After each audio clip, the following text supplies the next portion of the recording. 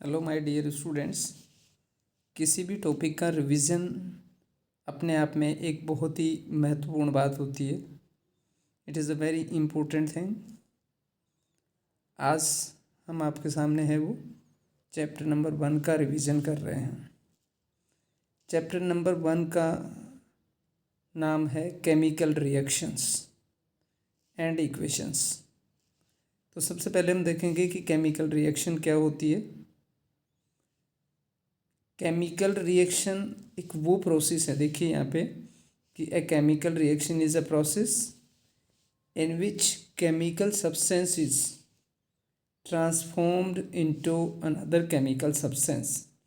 यानी कि एक केमिकल सब्सटेंस जब किसी दूसरे केमिकल सब्सटेंस में ट्रांसफॉर्म हो जाता है तो उसको हम केमिकल रिएक्शन बोलते हैं। और इस केमिकल रिएक्शन के ड्यूरेशन में क्या होता है, ड्यूरिंग दिस प्रोसेस, इस प्रोसेस के दौरान क्या होता है कि ओरिजिनल जो सब्सटेंस होता है वो अपनी नेचर और अपनी आइडेंटिटी को लूज कर देता है, खो देता है उसको, और फॉर्म्स न्यू सब्सटेंसेस, और नया सब्सटेंस बनाता है जिसकी प्रॉपर्टीज़ बिल्कुल डिफरेंट होती है, डिफरेंट प्रॉपर्टीज़ का। हम ये कह सकते हैं कि ड्यूरिंग दिस प्रोसेस क्या होता है कि ओरिजिनल सब्सटेंस अपनी नेचर और आइडेंटिटी को लॉस कर देता है और नया सब्सटेंस जो बनता है उसकी प्रॉपर्टीज़ क्या होती है, डिफरेंट होती है। अब इसमें जो भी रिएक्शन होती है उस रिएक्शन में जो रिएक्टिंग स्पीसीज होती है, यानी जो आपस में रिएक्शन करती है, उन स्पीसीज को हम कहते हैं रिएक्टेंट्स। और जो स्पीसीज एज अ प्रोडक्ट की तरह से बनती है, नई स्पीसीज, उनको हम कहते हैं प्रोडक्ट्स। जैसे एक एग्जांपल लीजिए आप कि मैग्नीशियम रिबन जो होता है, अगर हम उसको एयर में बर्न करते हैं तो क्या होता है, मैग्नीशियम ऑक्साइड बनता है।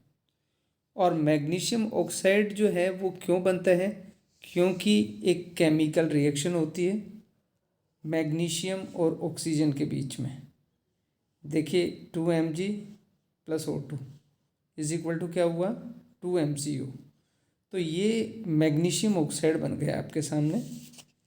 अब ये जो मैग्नीशियम ऑक्साइड है उसके लिए अगर हम छोटी सी एक एक्टिविटी कर लें कि हम एक मैग्नीशियम रिबन लेते हैं 2 सेंटीमीटर लंबा, उसको सैंड पेपर से रब कर लेते हैं, फिर एक टोंग्स में उसको पकड़ के और उसको बर्न करते हैं।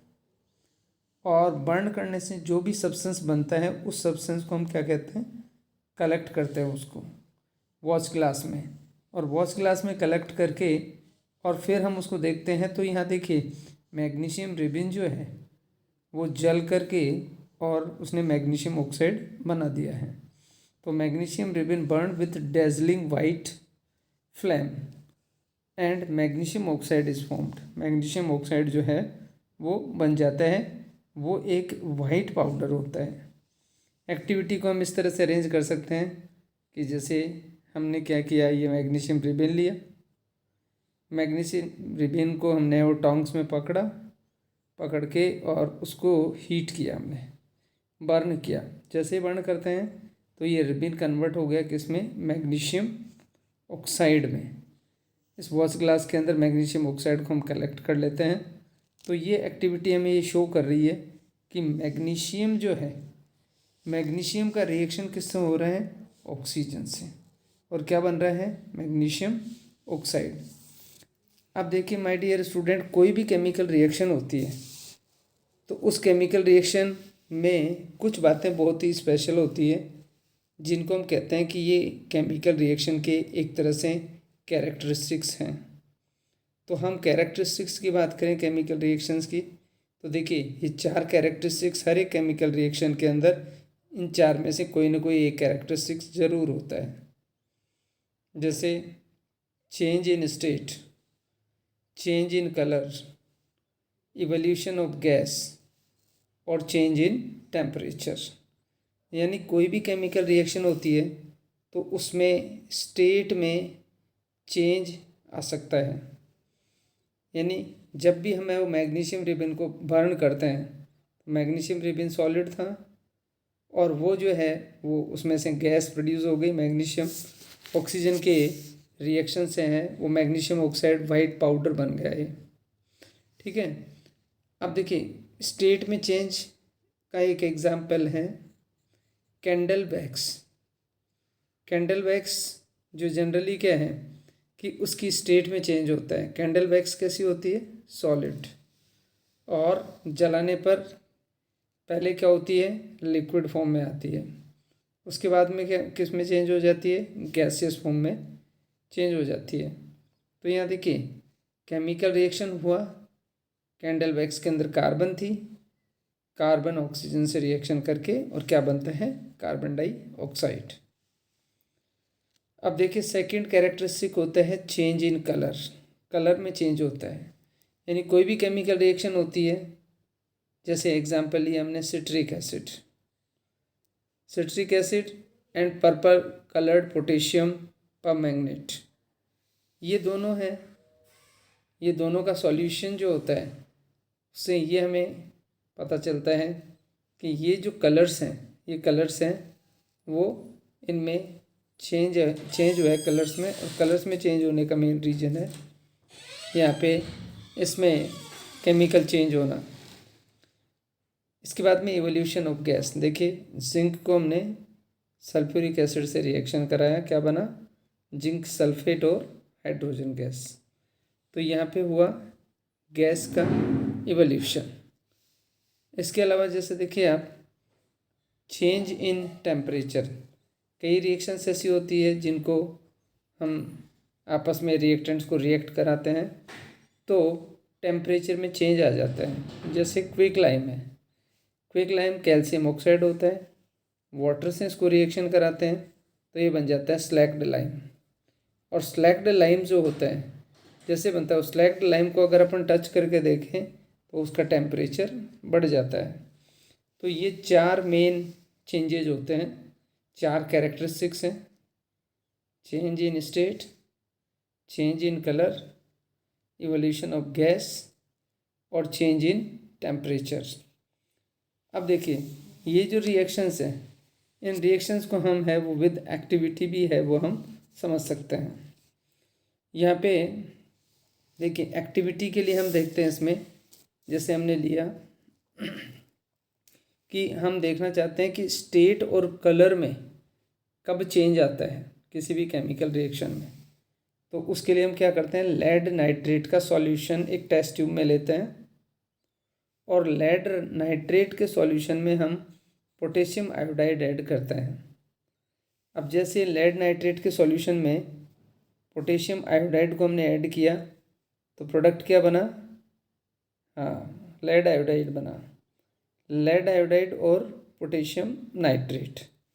अब देखिए लेड आयोडाइड और जो पोटेशियम नाइट्रेट बना आपका, ठीक है, ये दो प्रोडक्ट्स बन गए आपके पास। अब यहाँ पे हम कलर में चेंज दे सकते हैं, देख सकते हैं कि लेड आयोडाइड और पोटेशियम नाइट्रेट है, इनमें रिएक्शन के बाद में देखिए आप लेड आयोडाइड बना और लेड आयोडाइड जो है, ठीक है, उसका कलर कैसा हो जाता है? येलो कलर हो जाता है, उसका येलो प्रेसिपिटेट हमें मिलता है और पोटेशियम नाइट्रेट है वो कलरलेस सॉल्यूशन होता है। तो यहाँ पे कलर में चेंज की एक्टिविटी हमने बता दी आपको।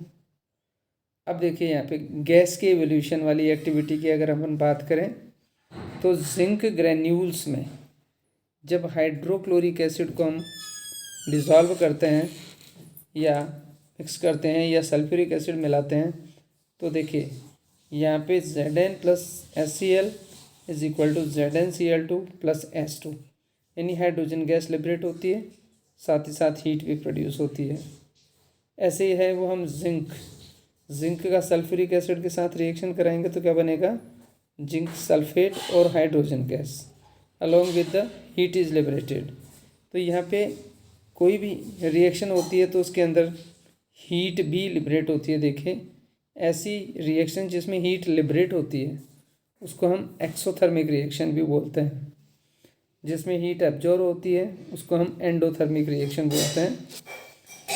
अब आप देखिए केमिकल इक्वेशंस क्या होती है।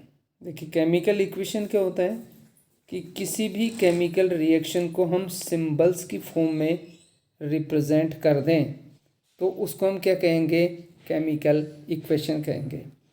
जैसे मान लीजिए हमारे पास है वो, देखिए कि मैग्नीशियम और ऑक्सीजन दो रिएक्टेंट्स हैं, बना हमारे पास प्रोडक्ट मैग्नीशियम ऑक्साइड। ठीक है, ये हमने वर्ड फॉर्म में लिखा है इसको, तो इसलिए हम इसको वर्ड इक्वेशन भी बोलेंगे। और वर्ड इक्वेशन को अगर हमने केमिकल इक्वेशन में कन्वर्ट करना है तो उसको हम क्या करेंगे, सिंबल्स लिख देंगे, फॉर्मूला लिख देंगे।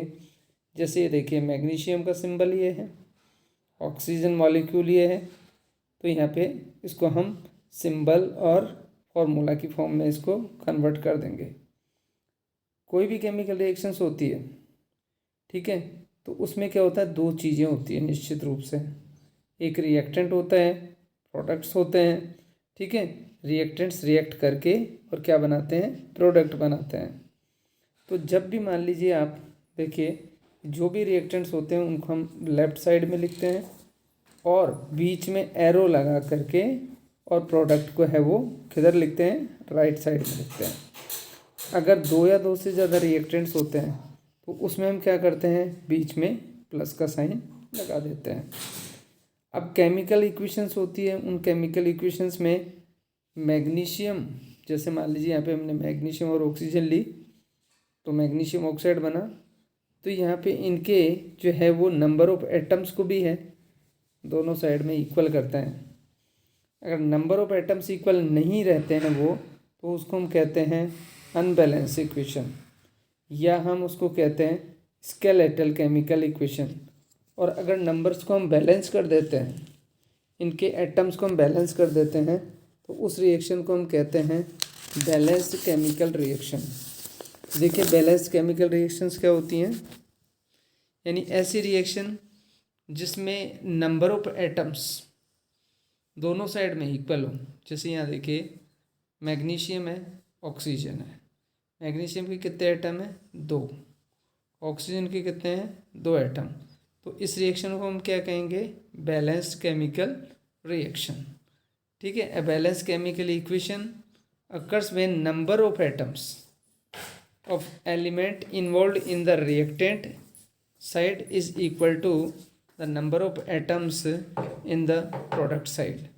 प्रोडक्ट साइड के और रिएक्टेंट साइड के नंबर ऑफ एटम्स जब इक्वल होते हैं तो उसको हम क्या कहते हैं, बैलेंस केमिकल रिएक्शन।